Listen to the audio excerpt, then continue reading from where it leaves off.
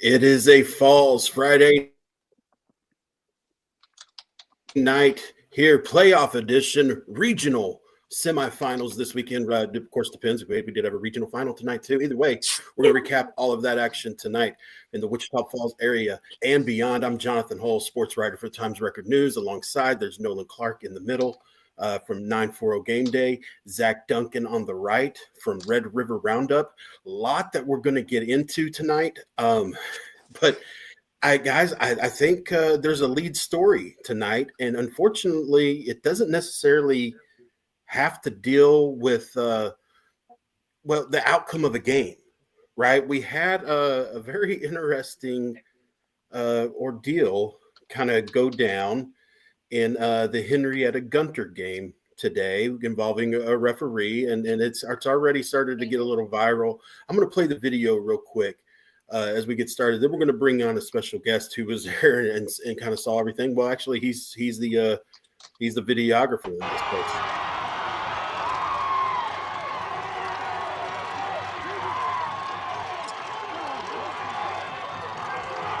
So what you're seeing there is the reaction of a referee toward a Henrietta football player. I'm going to play it again here. Late in the game. And he's ejecting a player. And, yeah, if you're reading lips, if you're any good at that, you can kind of tell what this guy says. And play it one more time here. I think it's fair to say all of us, Zach, you've been doing this for 20 years, haven't seen anything like this. I definitely haven't. I've been doing this for almost 20 years. You've been doing it longer than I have. Nolan, even in your young age, I'm going to say you haven't seen anything like that. And this guy coming in who took the video, bring him on, Ben Coker from KFDX. Good evening, gentlemen. How are you? Ben, appreciate you joining us here, man. And wild night, guys. Yeah, you saw something. I got to say, you've probably never seen a referee act that way either. No, as the kids would say, he was crashing out. That's for sure. I've never seen. Okay. I've seen referees get upset. I've seen them get mad. I've seen them maybe throw a hat in frustration. But I've never seen a guy do what this referee did tonight. You kind of took me through the whole thing, and it's just pretty crazy. But it sounds like just this was building up throughout. Maybe there wasn't a good control of the game from the referee crew. I mean, just a lot of plays that probably could have been called personal fouls or unsportsmanlike conduct didn't get called, and it escalated to this point.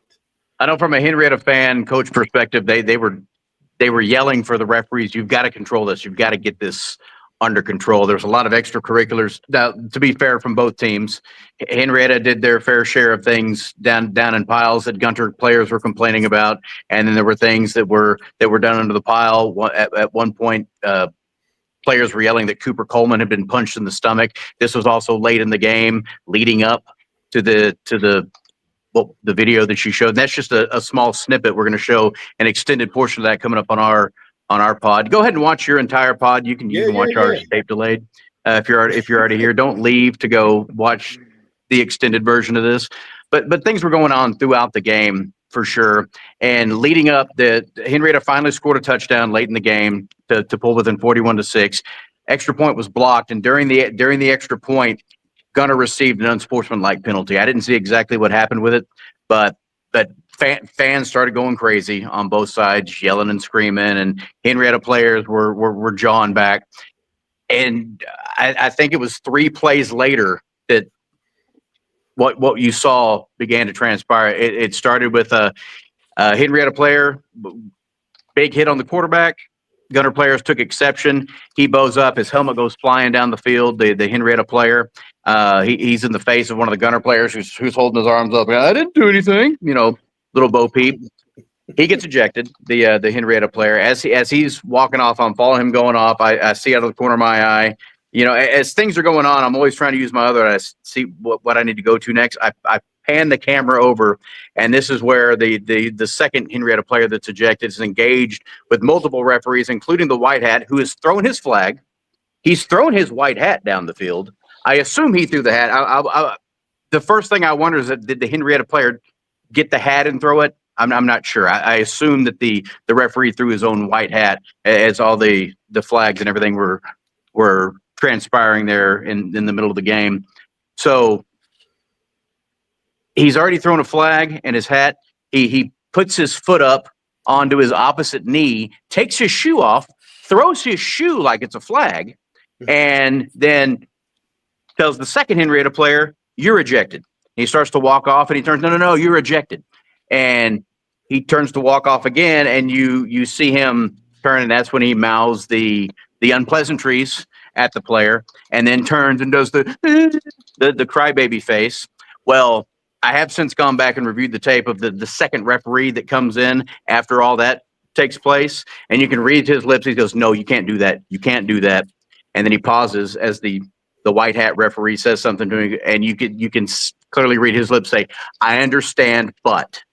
And then after that, couldn't really read the lips, but you could tell that referee was trying to diffuse the situation of the white hat, who had, like I said, he crashed out. He clearly cussed at the Henrietta player, and then the crybaby thing, and just haven't seen that from a referee. And maybe it was you telling me, somebody was telling me that I think Chad Johnson texted that he heard from someone that guy is refereed state championship games before. Yeah. I don't know if that's true, but this is clearly a referee that's still out there late in the playoffs and maybe just had a bad day at the office. There was a lot of chirping from both sides of the fans. I think they were hearing it quite a bit all game, and maybe it just all boiled over. And we're all human. This happens, but like y'all said, haven't seen it to this degree where a guy is cussing at the other thing that he may turn around and say that we discussed earlier.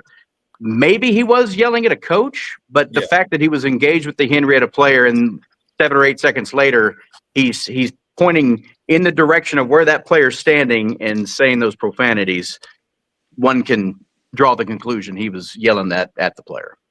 Well, it's hard to, we don't know exactly. And then that's where, we're in the business of reporting news, and, right. I'm writing a story on it, and you try to report the facts as you have them, correct? And in the video itself, really the only word that you can just clearly see him saying, because somebody walks in front of you at the wrong time, right, is that last maybe they were word. Censoring.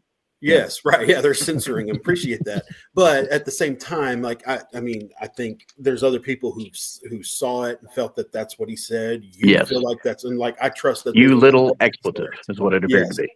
And so, pretty plain as day. Yes, yeah, it is. And so here's my deal. I'm very defensive of. I defend referees. Right. And I think most of us in media, we do. Yeah, they take a lot. It is a job you go into and you're being abused. I mean, it is constant verbal abuse. It absolutely is. But you can't lose it like that, right? Yeah. I mean, it's just it's a job hazard. You know what you're getting into. You've got to have thick skin. You've got to be able to handle that stuff.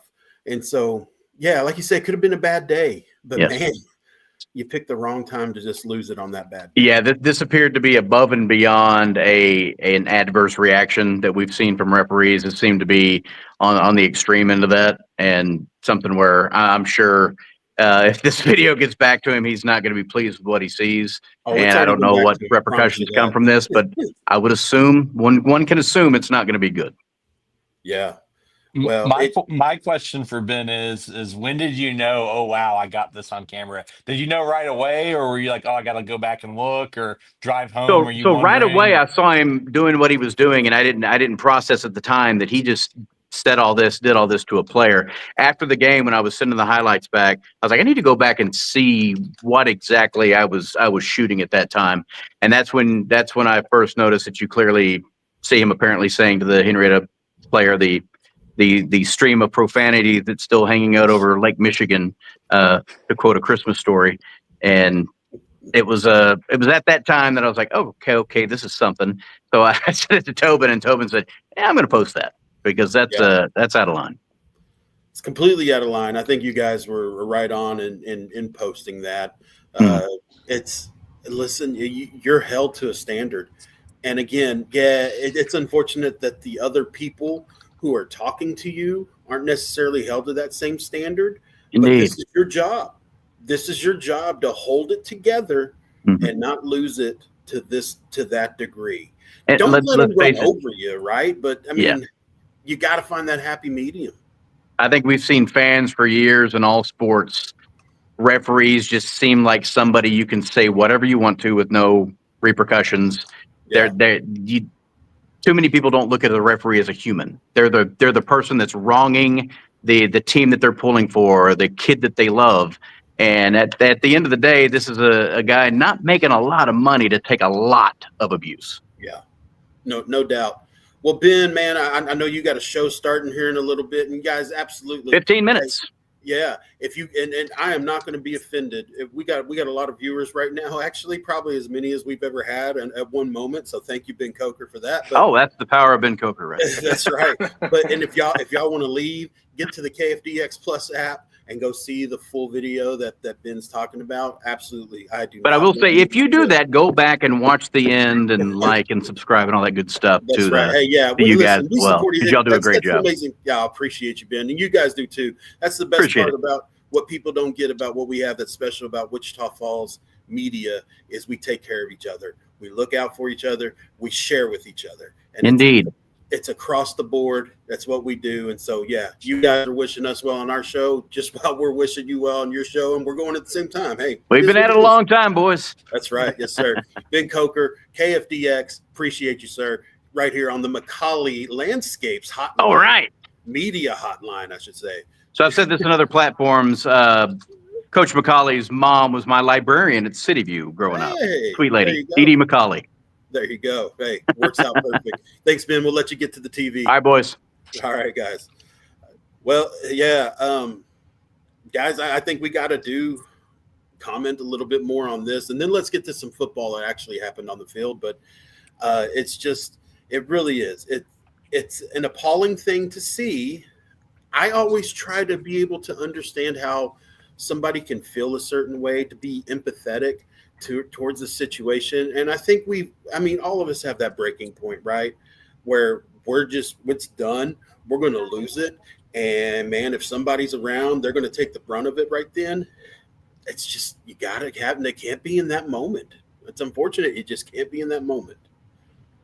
There's a lot of things that can't happen here, but like the crybaby face is what kind of right. That seals it. Yeah. That seals it, because obviously you shouldn't talk to anyone that way. But people have been in the heat of the moment, and again, I mean, I guess he could have been at part of the time talking to maybe not a kid, but the crybaby, I'm just that type of person. I've never done the crybaby face to anybody. You know, I've been pissed playing, I've been pissed coaching, and I've never thought like, hey, I'm going to do the crybaby face. So the crybaby face is to me like my 11-year-old saw it. I showed her tonight because they came home, they were up, and she said, "Oh, that guy crashed out." Like that's a phrase the kids say, and like, yeah, I mean, it's never heard it before. I guess. Oh yeah, no, it's a thing. But yeah, like he really did. He kind of crashed out. So I don't know. I mean, it's unfortunate. This game sounded like it got out of control. That happens sometimes. We're going to talk about all of our area teams here in a second, but quick spoiler alert: they all lost tonight. Vernon lost, Graham lost, Henrietta lost to Gunner. Nice. But that game got away kind of early. I was watching it. It was 34-0 at half. We can talk a little bit more about that game later on, but so you're always worried about that happening when a game, I got a video of Ryder Soccer's fight when I was still at the newspaper before I became a Ryder teacher. And that was one of those things that just kind of happened at the end and just real unexpected. And you didn't really see it coming. But, anytime it's the season's over, and there, some people are like, I have nothing to lose. People do not great things, high school kids. And as a coach, you're trying to calm your kids down and hey, come on. But I mean, you can only control so much sometimes. So, unfortunate all the way around. Unfortunate that we're talking. I mean, we obviously need to talk about that, but it's news. I'd rather talk about the kids who played hard tonight and that type of thing. Yeah, because that's kind of what we want to highlight, on a usual basis. But yeah, so that's my thoughts. Don't do the as an adult. Don't do the crybaby face to anybody. Yeah, leave that for the kids. Nolan, anything on it?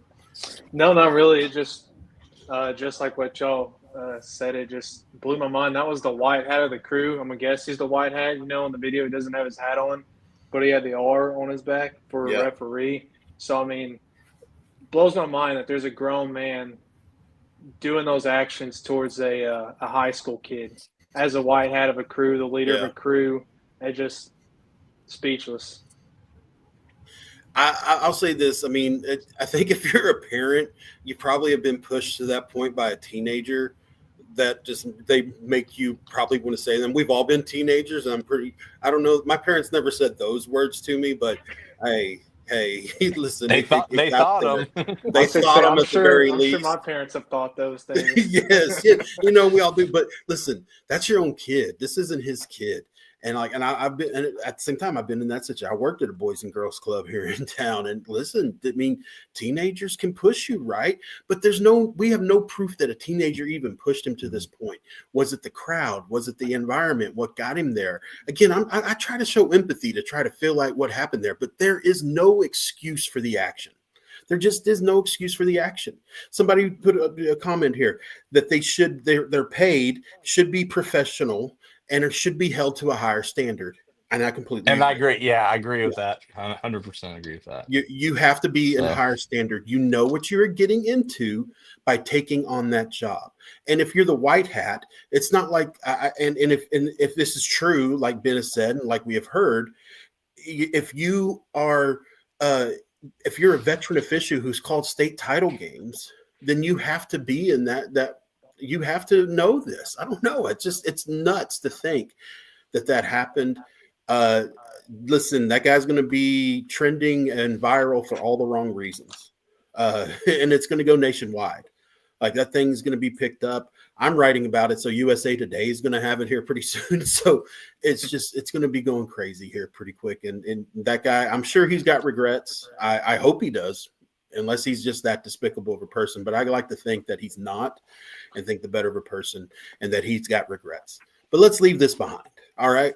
Let's talk about the stuff that happened on the field tonight. And it was a rough night for our teams. Zach, I say, speak for just you and me when you say that our area teams are done. Nolan's Still still got alive. teams. That's Yeah. right. Johannesburg pulled off the upset tonight. Yeah. So No, but yeah, let's let Nolan talk about some football real quick. Yeah, I mean, all three of us were out in Burkburnett tonight. I'm sure we'll hit on that later in this show. But it started out in Springtown, down in 2A Division II. You know, we had Lindsay, Collinsville start the action today while me and Jonathan were hanging out at Northside Grill. Lindsay got their revenge. We saw Lindsay get their revenge from last year's playoff loss to Windthorst. Lane Foster, the quarterback, had a huge game. It sounds like he had another one today as they were finally able to get past Collinsville. They will match up with Munster, who is one of my other coverage teams. Not shocked they're still playing, defending state champions. Munster is able to take down Albany again. I hope There that's you how go. you say There it. you go. Yeah, I'm we got learning. Yeah. Beat Albany tonight down in Graham 28-7. So now we have a pretty big rivalry matchup between Lindsay and Munster to move on to the state semifinals next week. Yeah, Yeah. I'm gonna look. First of all, big win by Lindsay because they lost pretty badly to Collinsville the first time around. That was right off the heels of I think their Munster loss. Mhm. I don't know. I don't want to say, I could be wrong on this, but I'd heard the Collinsville quarterback had kind of got banged up the week before, so I don't know what his status was. You know, if he got to play in that game or not. It is not the first time Munster and Lindsay have met in the playoffs. They met twice in 2010, 2011. Munster won both of those, but it's the deepest. It's the furthest. Those games weren't that as deep as this. So this is the first time they're meeting for a regional title. I kind of want this game to be close so I can go check it out next week. But I've never checked out. You know, they call it the Crap Bowl. Crap Bowl. I've never checked out a Crap Bowl before, so next week seems as good a time as any. But yeah, I think Lindsay kind of with the not the surprise win of the night, but the kind of the biggest win of the day if you look at it from a 940 area.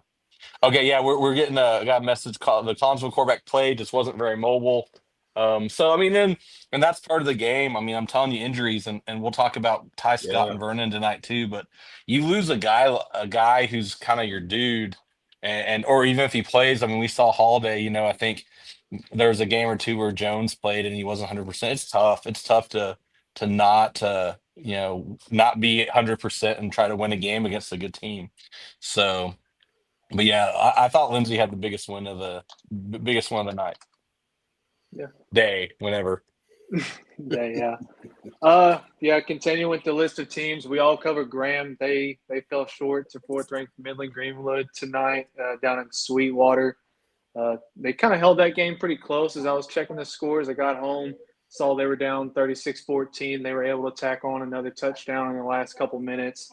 But really good matchup in that region next week. We saw Brock absolutely throttle Seminole, so that sets up Midland Greenwood Brock for that regional final.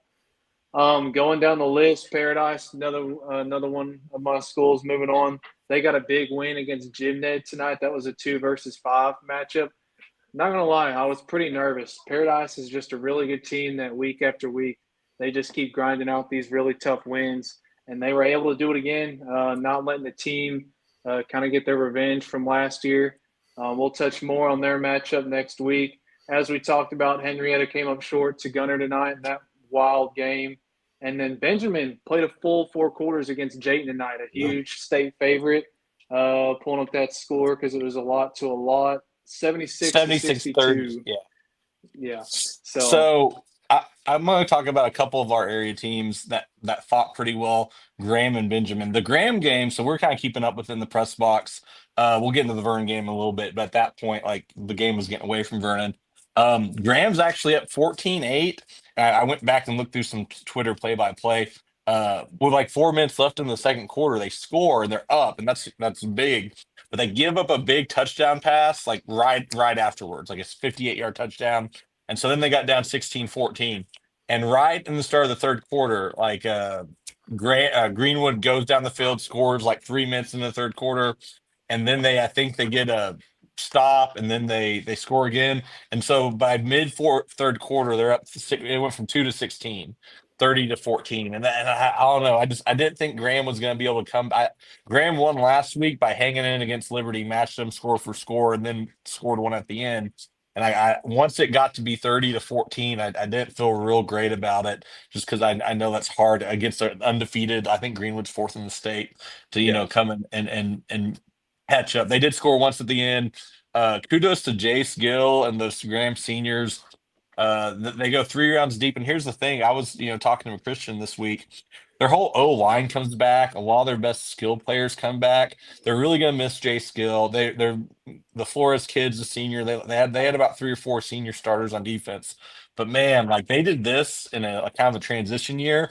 If they can get the right guy at quarterback next year, they're going to be pretty dang tough because they're bringing a lot of that group back, and so I think they're a team to watch out for. Benjamin, right guy at quarterback. Hey, you're gonna have to let me comment. Right guy at quarterback, and also you discovered a running back, a big play threat there in Colt Taylor to run behind that offensive line that's coming back. So it's they're going to be, like you said, they're going to be really set up. They've got guys I know that they like in that system at quarterback, and there's going to be, I don't want to name names because I don't want to declare a quarterback for a coach and stuff, but there's multiple guys that they could feel comfortable with in that role that have developed, and it's Graham, right? we always expect Graham to churn out another quarterback.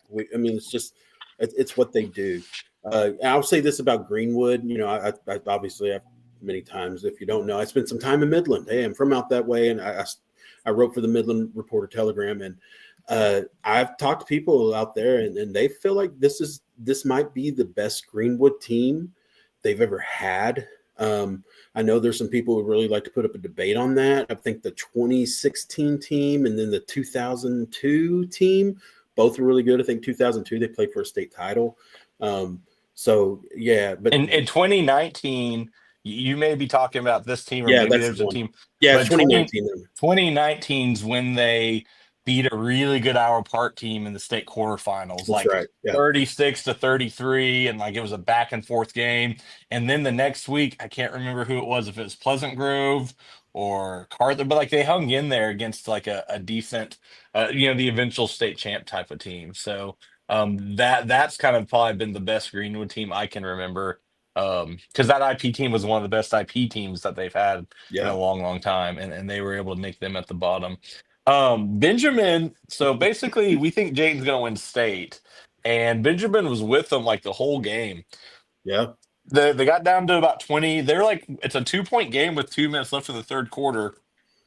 You gotta get a stop against Jayden, and they don't. It's tough. And then Yeah. I think they turn it over on down once. And so, like, Jayden wins that game, obviously. But I mean, I think pound for pound, Benjamin may have been our air coverage area's best team this year. That's their only loss of the year. Jayden's probably going to win state, unless Yeah. Klondike can beat him next week. And so, to be playing a team, I mean, I feel like they represented themselves well tonight, even in a loss. So, We watched a little bit of that in the press box, and man, Keegan Hayes was the best player on the field. No surprise there. He's special. He was the best player on the field for Benjamin, and I mean that goes with Jayden. The problem is Jayden's got depth, right? Jayden doesn't have to depend on just one player, and that's big in six man. I mean, look at Gordon. Why is Gordon winning state title after state title? They've got two elite athletes that complement each other really well. And when you get that on six man, you're soaring high. To me, Jayden's probably got three guys that they can really lean on to go out there and make a big play on any given down. Obviously, doesn't take much math. Three's usually going to trump one. So that's what happened tonight with them. Let's talk. Y'all guys, you ready to dive into the game that we were at tonight? There, we got some Peaster people starting to show up in the comments. yeah. Man, just got to say this, and yeah, Ty Scott was not healthy, and he had to come out of the game there for Vernon. I don't know how much it matters. That piece of defense is as good as advertised. Yeah, super impressed with them. I haven't seen them. I watched Peaster play Jacksboro last year, and obviously different team, and they were a tough team last year against Jacksboro. Defense was really impressive. Vernon did break that fullback kind of dive for like a big 48-yard run. For those that don't know, Peaster won 36-3. It was 0-0 after a quarter, and Peaster actually had a good defensive stand with Vernon trying to take the lead, and Vernon did take the lead 3-0. Peaster goes back down and scores. Ty Scott doesn't play after that. His ankle's bothering him. Even a great Ty Scott game, I don't think is enough against this Peaster defense. And the Sawyer's kid, I mean, like they did all the right things, their defense. But once Ty went out of the game, we all kind of felt like, and I'm sure a lot of people in Vernon did too, like, oh, well, we're not coming back now, that type of thing. And Peaster's defense, I mean, they a couple sacks. They only gave up one passing yard. Only forced one turnover, but made it really hard for Vernon to do a whole lot of anything. I had Vernon with about 110 total yards, and probably about 40 of those came, in the fourth quarter when the game was kind of already decided. We had two safeties. We never see two safeties. And then Peaster had a free kick return for a touchdown. So their special teams. Also, they have this kicker, the McCullough kid. He kicks a 43-yarder. He kicks a 49-yarder. That probably would have been good from 60. And he had some wind. I've seen him kick it like a 50-yarder against Our Park on video too, so it's not like I was completely shocked by this. But so their defense is good enough, but the punt or the kick is free kick return, two safeties on punts, like a field goal kicker that can kick it from 50. I mean, like they're going to get in a tight game. I know they lost a tight game to Paradise already, but they're going to get a tight game and win a tight game because they got a guy who can knock one through the uprights from 45 out, in the last few minutes. So I think that Paradise Peaster game next week should be really, really good. Yeah, you pretty much stole what I was going to say. I felt like Peaster played really good in all three assets of the game tonight, especially special teams. Like you said, they were able to get two safeties when Vernon was punting tonight and returned one of the ensuing kickoffs for a touchdown right as the third quarter was ending. I mean, just all around, really, really great win by Peaster. We talked about their defense week in, week out, covering this district, and finally got to see in person tonight. So, Yeah, like Zach said, Feast or Paradise is going to be a really good matchup next week. Yeah, I'm looking forward to that one too, and I know that's one you had circled there, Nolan. And we're trying to figure out where everything's going to be still, as far as playoff sites and the such. And it seems to get very difficult whenever you're talking about rematches between district foes at this point. Take Munster, Lindsay. I mean, there's not many miles between those two cities. There's clearly not any stadiums between the two cities. You don't want to give. You probably can't play them at either one at their home stadiums. Don't think it can hold the crowd, and so it's where do you play it? And so now they got to figure that part of it out, and that's the thing. That's what we're waiting on. Of course, we're going to get that information as soon as we can. Either myself, Zach, Nolan, of course, we'll get it up on our Facebook pages and get you going with next round pairings. Zach and I are we're kind of out of the football business a little bit. I'm going to latch on to Munster a little. I think because my coverage area going that direction ends at St. Joe. Well, that's Munster's not much further. And we get a lot of crossover with Munster, right? Like obviously Windthorst has played them, Holiday has played them there, and that's not just in football. It's all sports. There's a lot of crossover playoff wise, district wise, as far as dealing with them. So we end up playing end up covering Munster quite a bit. We call them fringe or whatever, but that just means that they're in my stories quite often. So I'm looking forward. I'm going to kind of follow Munster a little bit, but yeah, guys, I mean, you ready to look to the next round? What matchups are exciting you right now? Yeah, I mean, yeah, that's fine. Sure. Like, I don't know. I think we've covered every area Yeah. game. So yeah, I think we did it. The Henrietta game. I mean, all you need to know besides the whole ref thing is like Gunner came out and took control. Henrietta's defense made a couple stops, had a couple, forced a turnover, but they just couldn't get anything going offensively. And then Gunner basically gunnered them. I mean, I don't know what else to say. I think you can use it as a verb, but yeah. So that we got that game covered. I do think I did find out that the Cruz Coleman did go over 2,500 yards, and then Cooper Coleman caught their touchdown, and he went over 1,000 yards receiving. So kind of cool to have brothers do that type of milestone year. That'll be the last year they play together. Cooper's a senior, so pretty cool that they were able to kind of accomplish that. So next week, okay, so I'm just gonna go through the rundown of games kind of in our region that are regional finals next week, and I know maybe not all 6A's or whatever, but 5A Division One, you have Aledo Denton Ryan. Really good game the first time. Can Denton Ryan beat them? 5A Division Two, Argyle Melissa. Melissa killed Anna tonight, and Argyle beat Pleasant Grove, or not Pleasant Grove, Walnut, whatever Grove, Walnut Grove, yeah. But hey, the game I'm like, so Peace or Paradise is really good to me. Munster, Lindsay, obviously interesting. But the game I would like, and it's in Lubbock. I've already saw it. It's not anywhere close to here. West Plains, Canyon West Plains, Stephenville. I think could be a heck of a game, and I'm super jealous they're not. I even texted someone I knew in Stephenville. I was like, "Hey, where's that game gonna be?" Because it could be in Wichita Falls, maybe. And yeah, they're like, "No, it's not gonna be in Wichita Falls." I think they flipped Abilene for Lubbock, and it sounds like it's gonna be at Lubbock next week. So that to me is a huge game. We already mentioned Brock, Midland, Greenwood, Easter Paradise, Gunner Leonard. Gunner's just gonna gunter them. And then you got Hamilton, Axel, I guess De Leon, we have Brendan Whitaker from this area coaching them. They lost to Axel tonight. Cisco, West Texas, Tenet, Stratford, Groover. But I'm telling you, I think that West Plains Stephenville game could be really good. Brock Greenwood, I'm not sure what to expect on that. I think that could be close, but it's not going to surprise me if Brock beats them pretty handily too. Yeah. I mean, outside of that, in the big schools, as I was kind of working on my brackets, typing in scores up in the 6A, the really big schools, North Shore and Dickinson are going to match up next week.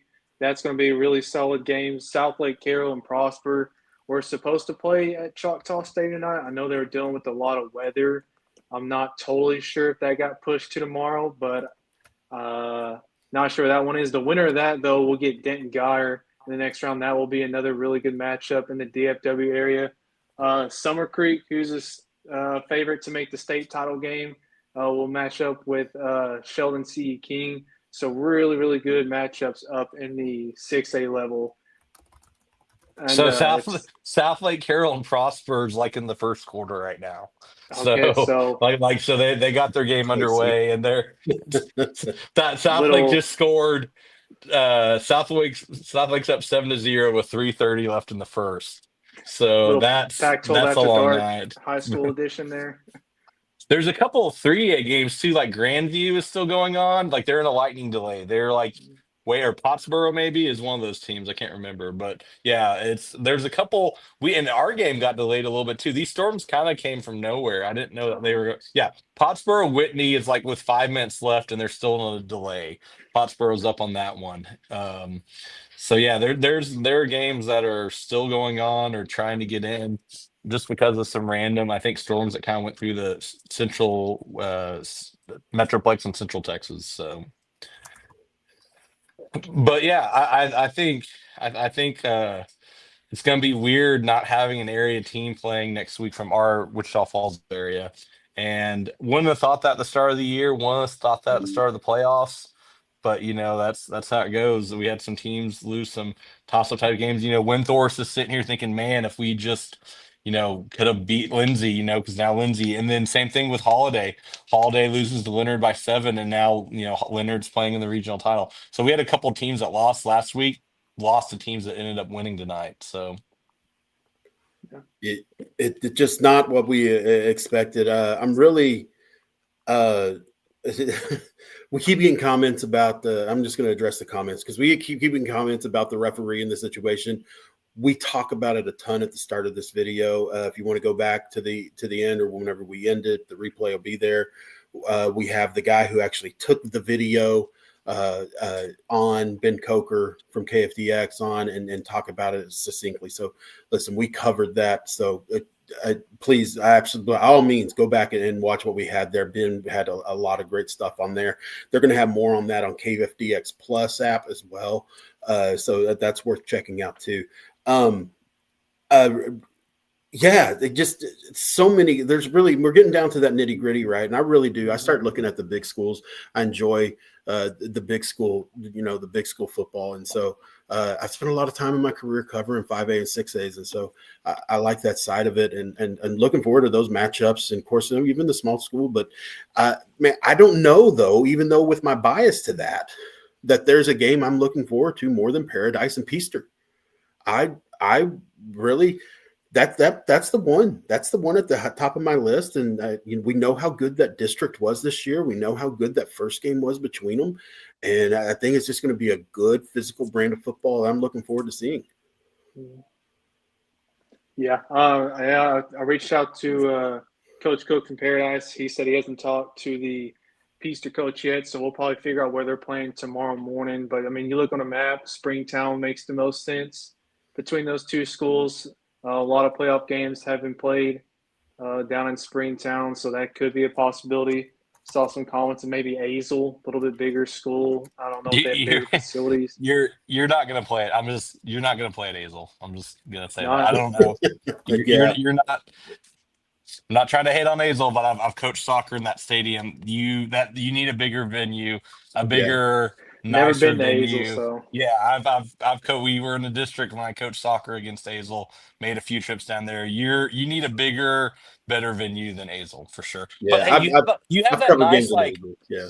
you have that nice Eagle Mountain Stadium too in that that's area. true, yeah. That I saw. I don't know who played there tonight. I saw someone was playing there though, and man, that place looks so nice. They've been Springtown, Alvarado, I think. I think so, yeah. And like all the Saginaw schools had nice stadiums, but that stadium looks a little just obviously it's just newer and nicer. So like that would be if you want to play at a unique place or a neat place and don't want to travel too far, that seems to me like it'd be a pretty good place.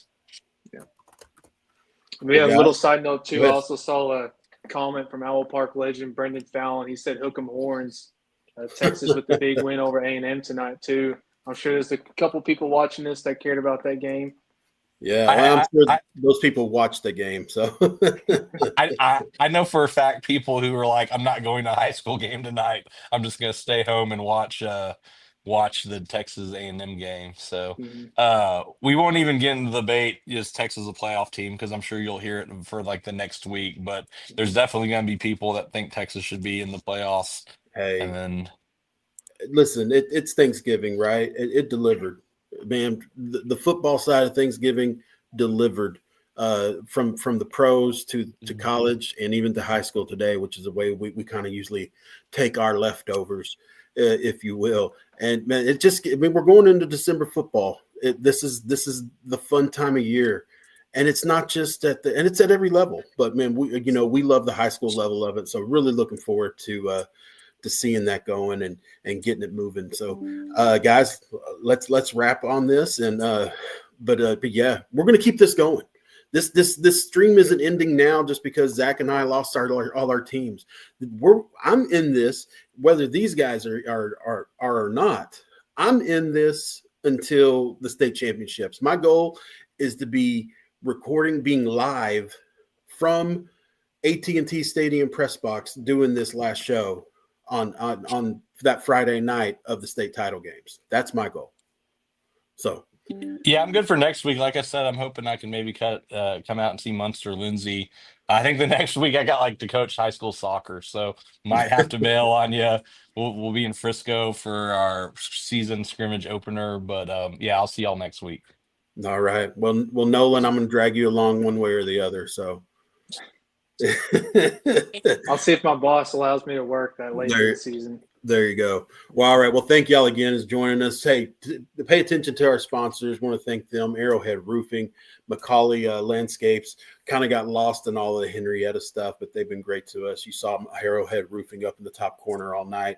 Macaulay Landscapes helps us with the sponsor and our guest that was Ben Coker tonight. So thanks again for joining us this week on Falls Friday Night. We'll see you next week. Tonight's broadcast of Falls Friday Night was brought to you by Arrowhead Roofing. For more than 25 years, Arrowhead Roofing has been Texoma's trusted name for roofing, siding, gutters, and more. When storms hit or it's time for an upgrade, call the team Texoma has relied on since 1999. Arrowhead Roofing, the exterior experts.